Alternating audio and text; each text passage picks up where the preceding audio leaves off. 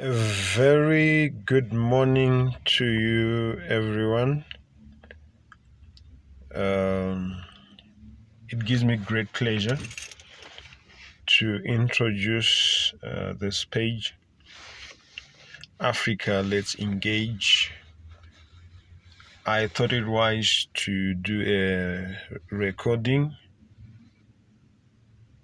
outlining what I plan to share over the next few weeks, days, even years. So I've got a blog post that I posted. The link is there on the page. I posted this yesterday for those who would want to look at it. I was just thinking about Africa. Let me get back back a bit, or let me give you a background of how I got to where I am starting this page. I've always been an ardent follower of African news. I know a lot. I'm a student of history as well. So naturally, when you go on any social media platform, be it Facebook, be it YouTube, you obviously try to find content that resonates with that. Then I realized there's so much that I don't know. I know a lot when it comes to Africa, but there's a lot that I don't know. There's a lot that is going on in Africa that shocked me, and that I know as we get to share, and also as others get to share what is happening, you'll be shocked. Deep within, I was prompted to act, and I believe this is a step in that direction. So I'm gonna focus, for the purpose of this recording, since it's my first recording and it's also more of an introductory video. I'm gonna be sharing with you what I have on my screen. I would really appreciate your input and your comments. So as I get to go through this document, you realize that we need to do a lot. I personally have traveled to a number of African countries. There's a lot of rich culture in Africa. The people in Africa are resilient, hardworking, but I believe we can do more, because most of the resources that we have in this whole world are in Africa. You talk about minerals, you talk about metals, they are in Africa. So I believe over the next few weeks, we'll get to look into those. And also, I'm open to ideas as well. But let's get on with it. So I posted this yesterday. I'm recording this on a Thursday. So the title that I gave it is Regional Economic Communities in Africa, a Comprehensive View. So I wanted to focus on the communities that we have in Africa. I know there are a lot, but I focused on the major ones. So I'm just going to be running through the document. And as I said, you can also go to the link and see the document as well.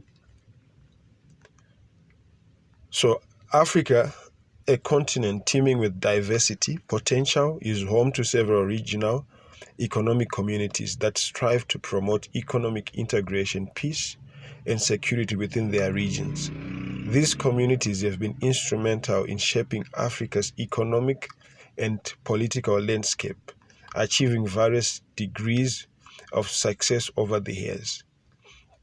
So that's when I went into it was an introduction rather. So the first organization that I listed is ECOWAS, which is called Economic Community of West African States. And in ECOWAS, we have Burkina Faso, Cape Verde, Gambia, Ghana, Guinea-Bissau, Ivory Coast, or also known as Cote d'Ivoire, Liberia, Mali, Nigeria, Senegal, Sierra Leone, and Togo. So the role of ECOWAS, the reason behind this community was to promote economic integration, peace and security in West Africa. So these are some of the successes according to the research that I did and some of the knowledge that I had. They established a common market, they implemented a customs union, maintained peace and stability in the region. Then also we want to look at the challenges. So this is for every community. So one of the major challenges that I found was political instability and security threats such as Boko Haram. I think over the years, most people have come to know what Boko Haram is, but we're going to delve deeper into Boko Haram later, and even economic development across member states. Then the current issues that they have, there are grievances in countries like Nigeria over the economy and Ghana and several others. I think also there is political instability also in countries like Niger as well. Then we have EAC, East African Community, which is Burundi, Kenya, Rwanda, South Sudan, Tanzania, Uganda. So their role is to promote economic integration, peace and security in East Africa. So ever since they established this, they've been also able to establish a customs union and a common market, advanced initiatives for a monetary union and political federation. Then let's look at the challenges. Obviously, there is also Al-Shabaab, which you find in these countries, mainly in parts of Kenya and Somalia. Then uneven economic development and infrastructural gaps. When you look at it, you can see. I've been to East Africa before, so I know that the development is not the same, even though they're in a community. Then obviously the current issues, there are political tensions in Burundi and South Sudan, the newly formed Republic of South Sudan. Then also the security challenges from Al-Shabaab. I believe at one point during Uhuru Kenyatta's reign, the Kenyan army was deployed in the neighboring country, which is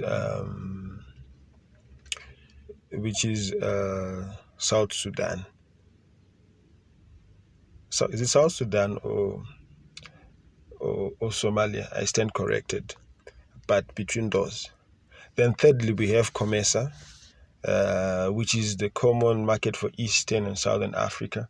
So this just joins, like the name implies, the regions. So we have Burundi, Comoros, Djibouti, the Democratic Republic of Congo, Egypt, Eritrea, Ethiopia, Kenya, Libya, Madagascar, Malawi, Mauritius, Rwanda, Seychelles, Somalia, Sudan, Eswatini, Tanzania, Uganda, Zambia, Zimbabwe. So the role of this also is to promote economic integration, peace and security in Eastern and Southern Africa. Right, so the successes is they established a free trade area and a customs union. And also they fostered trade and economic cooperation. But while I'm on that, this is research that I did on a free trade area. But I would also want the input of those maybe who are in business, who export and import in the COMESA region, for them also to come in and tell us whether this has been implemented. Then obviously the current issues, there is a civil war in DRC, then political tensions and security concerns in Ethiopia and Somalia as well. So the fourth community is the Intergovernmental Authority Development, which is Djibouti, Eritrea, Ethiopia, Kenya, Somalia, South Sudan, and Uganda. So this is more like EAC, but it's further up because it doesn't have countries like Tanzania. So this one, they played a crucial role in mediating peace agreements in Sudan and Somalia, then promoted regional cooperation on drought resilience and climate change. These are some of the successes. Then the challenges, they have political instability. So some of these challenges, because these communities house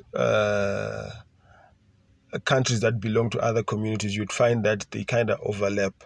So the political instability in Sudan as well has been mentioned. Then security threats from extremist groups in Somalia and Kenya, which is Al-Shabaab that we mentioned earlier on.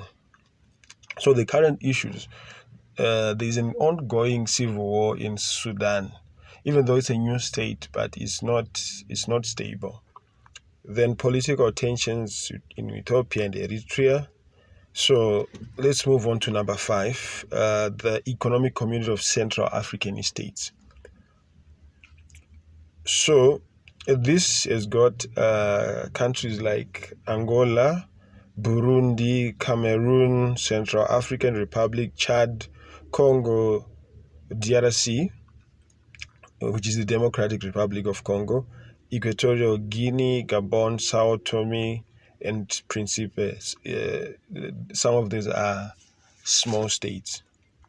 So the successes that they have so far, they established a free trade area and a customs union. They've also worked on regional peace and stability through diplomatic interventions.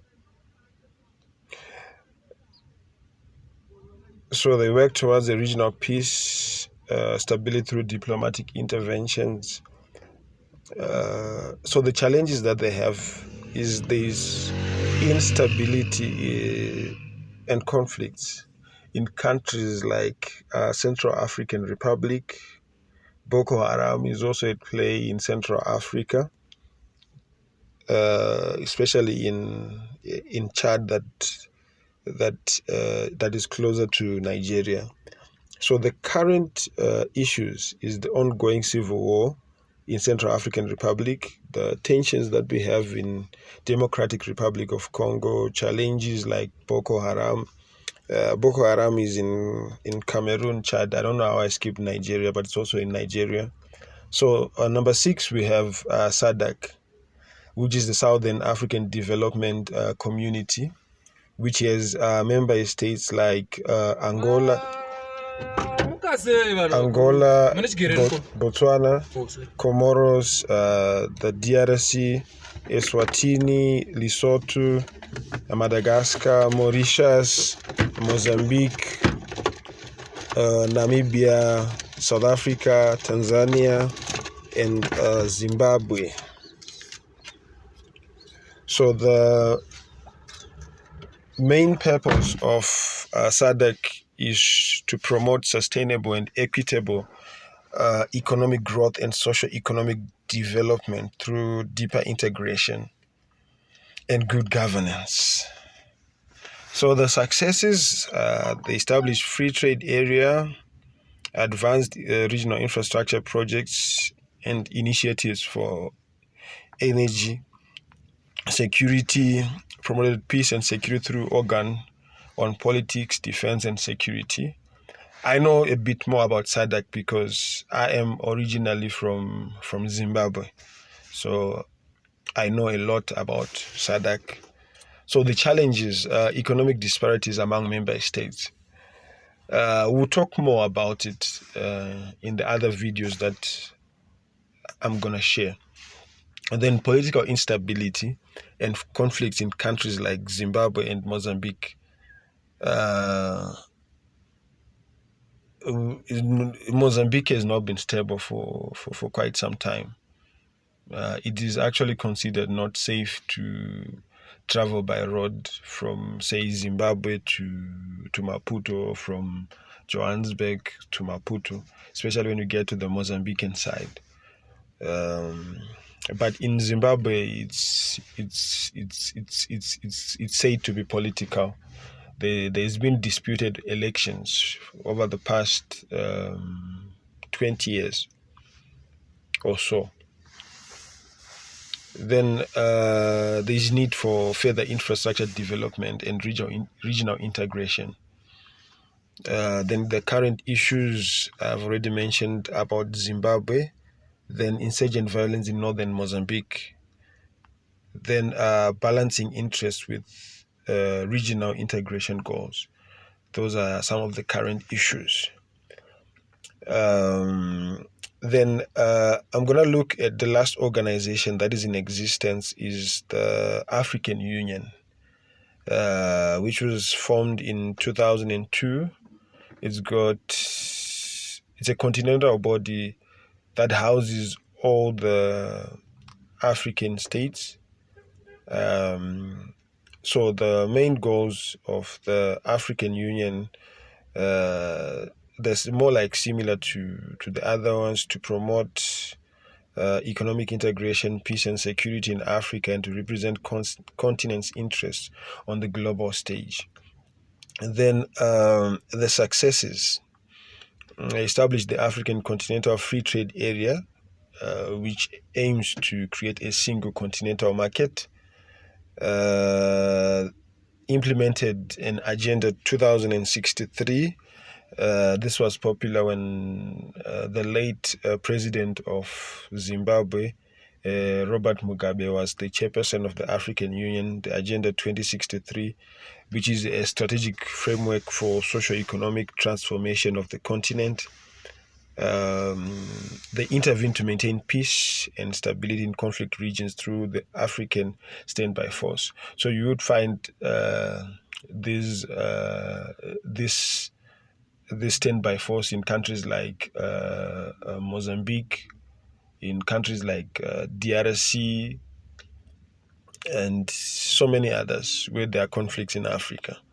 Then challenges: persistent political instability and security threats in several regions. Because this is a continental body, all the other regions that we mentioned that where there are political tensions and security threats, it affects them as well, because they are more like the mother body or the mother community. And then the challenges is higher dependence on foreign aid and external influences, because the African Union is mainly funded out of Africa. So it's a challenge that some of the heads of government have voiced concerns over. Then the current issues, I'm not going to go into that because I've already mentioned it before. Then, interestingly, I found this piece on Community of African States, which is a proposed community. And I find it kind of strange that they would actually propose another organization to replace the AU, because maybe this is not public knowledge, but the AU was established after the OAU. The OAU was the Organization of African Unity. So from the OAU to AU, and then they want to come to CAS. For me, it's strange, because this is poised to continue with what the AU has been working with. So I'm not going to look into that, but what I would want is your input on that. Do you think it's necessary to move to another organization? Because I think what Africa needs at this point are results, and real results. So I don't think moving from one body to form another is what Africa needs at this point. That's my perspective. I don't know what you think. You are free to share. So I put a conclusion there, but I'm gonna jump to the recommendations so as not to make this video too long. So my recommendations are that there is need to strengthen regional economic communities like your SADC, ECOWAS, to enhance their capacity to promote economic integration and peace, to address political instability and security threats by implementing strategies that can resolve conflicts and combat extremism. Because I think that's the challenge that's there in Africa. Then also to promote economic development by focusing on reducing poverty and achieving equitable growth across regions. I think poverty is on the rise in Africa, even in the states where everything is okay. It's on the rise. So, and moving on, to reduce dependence on foreign aid, because in almost every country that you get to, there's an aid that comes in either from the UN, US aid, UK aid, Australian aid, and several others. Then promote sustainable peace. When we say sustainable, it's about addressing the root cause of the conflict, and not to come and force people on the table and then conclude that they've agreed when they've not agreed. So those are my recommendations. You are free to read this, put your comments, and also add to what I've said. Over the coming days, I'm gonna be posting videos like this, so that we can have a conversation. This is meant to just establish a background of what Africa Engage is planning to do. The first thing is obviously to start a conversation. Then from the conversation, we can move forward with a clear purpose.